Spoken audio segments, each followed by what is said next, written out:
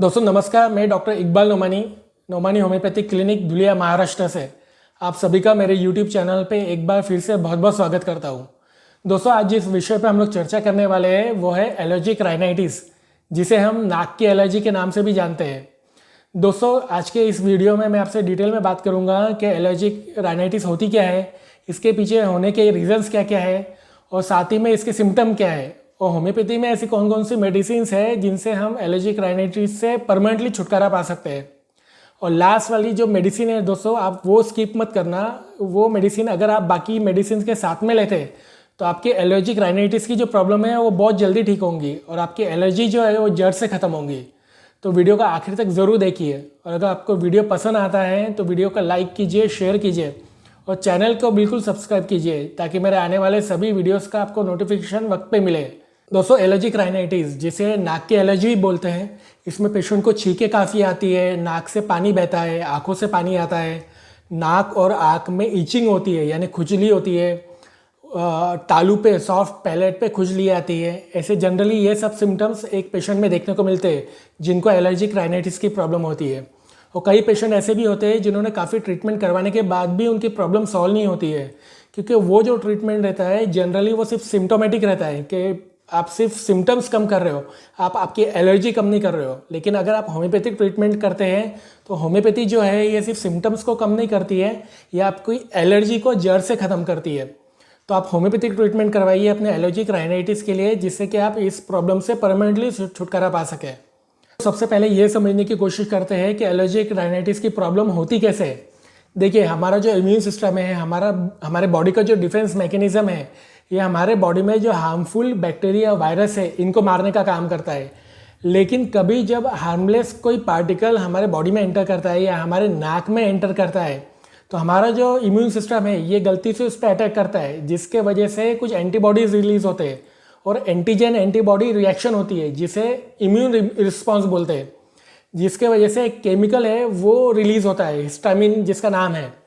वो हिस्टामिन जो है वो एक्चुअली एलर्जिक राइनाइटिस की प्रॉब्लम को क्रिएट करता है, जिसके वजह से फिर हमें सर्दी, खांसी या नाक में से पानी बहना, आँख में से पानी बहना, छींके आना, नाक का बंद होना, ये सब प्रॉब्लम होती है।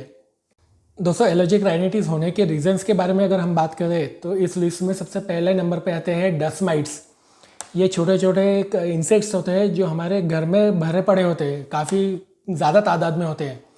ये हमारे पिलोस पे होते हैं, बेडशीट पे होते हैं, या हमारे घर में फर्नीचर पे होते हैं। अगर ये हमारे नाक के म्यूकस मेम्ब्रेन में इनकी अगर एंट्री होती है, ये चले जाते हैं, तो ये ट्रिगर फैक्टर है छींके लाने के लिए या हमारे एलर्जिक राइनाइटिस की तकलीफ को बढ़ाने के लिए।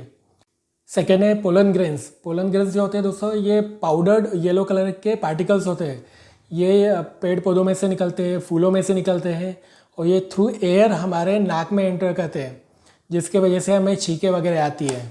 तो कई लोगों को स्मोक की भी एलर्जी रहती है, जैसे टोबैको स्मोकिंग जो करते हैं उनका जो धुआं निकलता है उससे भी कई लोगों को छींके आती है, एलर्जी होती है, नाक में से पानी, आँख में से पानी आता है।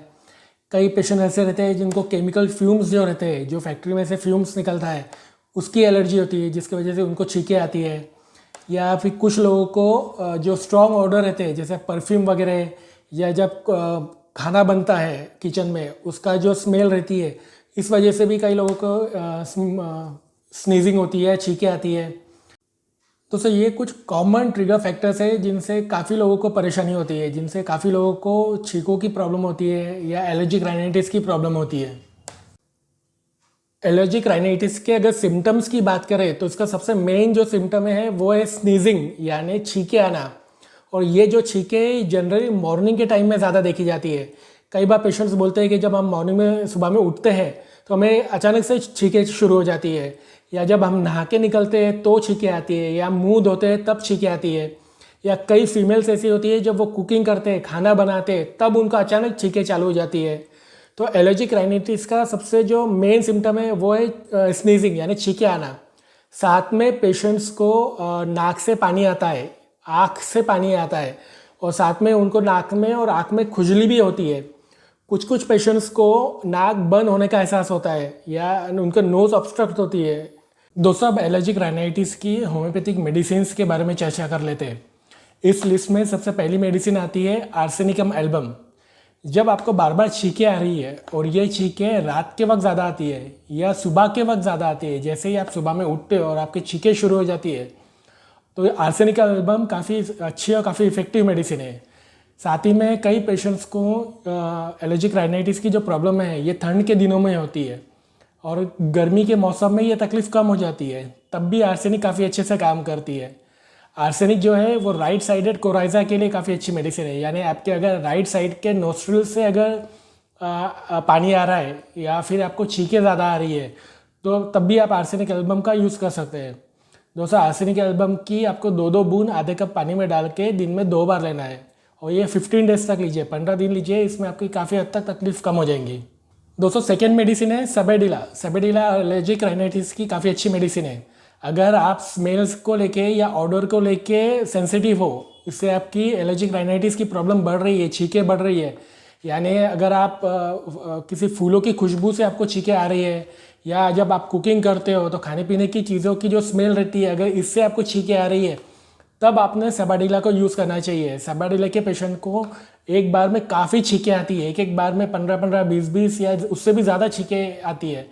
साथ में उनके एक साइड की नोज़ ब्लॉक हो जाती है, नाक बंद हो जाती है, साथ ही में उनको दम घुटे जैसा महसूस होता है। ये सभी सिम्टम्स अगर आपको भी आ रहे हैं तब आपने सबेडिला को यूज़ करना है। सबेडिला की आपको 30 पोटेंसी में मेडिसिन लेना है और इसकी 2-2 बूंद दिन में 3 बार लीजिए। दोस्तों, थर्ड मेडिसिन है एलियम सेपा। अगर आपको एलर्जिक राइनाइटिस के साथ नेज़ल पॉलिप की भी शिकायत है, साथ में आपको सुबह के वक्त ज़्यादा छींकें आती है, आँख में से पानी आता है, नाक में से पानी आता है और जो नाक में से पानी आता है वो अगर जलन कर रहा है तब आपने एलियम सेपा ज़रूर लेना चाहिए। एलियम सेपा एलर्जिक राइनाइटिस की काफ़ी इफेक्टिव मेडिसिन है।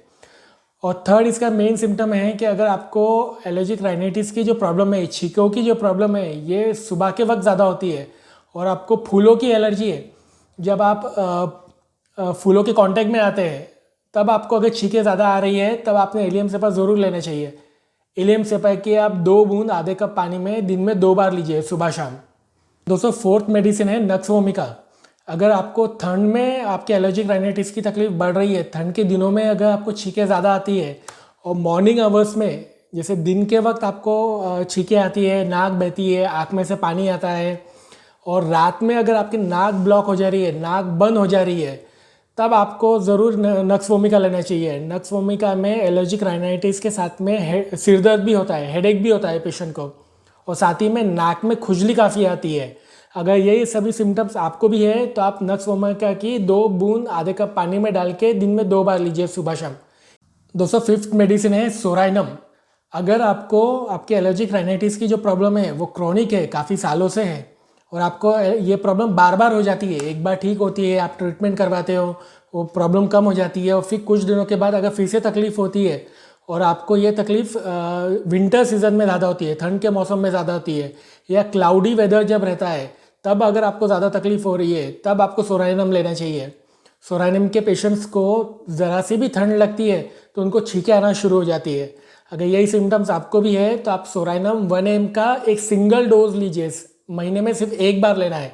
सोराइनम एक नोजोड है तो इसको आपको रिपीट नहीं करना है बार बार, महीने में सिर्फ एक डोज लीजिए। अगर इससे आपको ठीक लगता है तो आप नेक्स्ट मंथ फिर से सिंगल डोज ले सकते हैं। सोराइनम 1 ml की आपको 2 बूंद आधे कप पानी में डाल के सुबह सुबह में लेना है। दोस्तों, इस लिस्ट की लास्ट मेडिसिन है नेट्रोम्यूर। ये एलर्जिक राइनाइटिस के लिए काफ़ी इफेक्टिव और काफ़ी इंपॉर्टेंट मेडिसिन है। मैंने आपको वीडियो के स्टार्टिंग में ही बताया था कि आपको लास्ट वाली जो मेडिसिन है इस लिस्ट की वो मिस नहीं करना है, क्योंकि ये मेडिसिन मैं मेरे हर पेशेंट्स को देता हूँ। मैंने आपको स्टार्टिंग में जो मेडिसिन बताई है जैसे arsenic, allium cepa, psorinum, nux vomica, अगर आप इन मेडिसिन के साथ जो आपको सिम्टम्स को आपको मैच कर रहे हैं, अगर ये मेडिसिन के साथ आप नेट्रोम्यूर लेते हैं तो आपके एलर्जिक राइनाइटिस की जो प्रॉब्लम है वो बहुत जल्दी ठीक होंगी, आपकी एलर्जी जो है वो बहुत जल्दी कम होंगी। दोस्तों, अगर आपको काफ़ी ज़्यादा छींकें आती है, एक वक्त में ही 15-20 छींकें या उससे भी ज़्यादा छींकें आती है और आपको उसी वक्त अगर फीवर भी आ रहा है, फीवर के वजह से आपको आपके मुंह पे फीवर ब्लिस्टर्स आ रहे हैं, साथ में आपको लॉस ऑफ स्मेल है, लॉस ऑफ टेस्ट है, यानी जब आप खाना खाते हो तो आपको खाने के टेस्ट नहीं आ रहा है या आपको खाने का स्मेल नहीं आ रहा है, तब ऐसे कंडीशन में आपको नेट्रोम्यूर लेना है। नेट्रोम्यूर को आपको बायोकेमिक फॉर्म में लेना है, यानी नेट्रोम्यूर 6X की आपको 4 गोली दिन में 4 बार लेना है, सुबह, दोपहर, शाम को, रात को। दोस्तों इस वीडियो में मैंने आपसे डिटेल में शेयर किया कि एलर्जिक राइनाइटिस होती क्या है और इसकी होम्योपैथिक मेडिसिन कौन कौन सी है। अगर दोस्तों का वीडियो आपको अच्छा लगा हो, इन्फॉर्मेटिव लगा हो, तो वीडियो को लाइक कीजिए, शेयर कीजिए, चैनल को सब्सक्राइब कीजिए ताकि मेरे आने वाले सभी वीडियोस का आपको नोटिफिकेशन वक्त पे मिले। अगर आपको भी एलर्जिक राइनाइटिस की प्रॉब्लम है तो आप इनमें से कोई मेडिसिन ट्राई कर सकते हैं या अपने किसी नज़दीकी होम्योपैथिक डॉक्टर के पास जाके उनसे कंसल्ट कर सकते हैं। आप चाहे तो मुझे मेरे व्हाट्सएप नंबर पे भी कांटेक्ट करिए, मुझसे बात करिए, तो मैं आपको गाइड करूँगा। और इस वीडियो को लेके आपको कुछ भी क्वेरी है, कोई सवाल है, तो आप मुझे मेरे व्हाट्सएप नंबर पे मैसेज करिए या मुझे ईमेल आईडी पे कांटेक्ट करिए या इसी वीडियो के कमेंट सेक्शन में भी आप मुझसे पूछ सकते हैं। दोस्तों मिलेंगे अगले वीडियो में, तब तक अपना ध्यान रखिए, खुश रहिए। Thank you.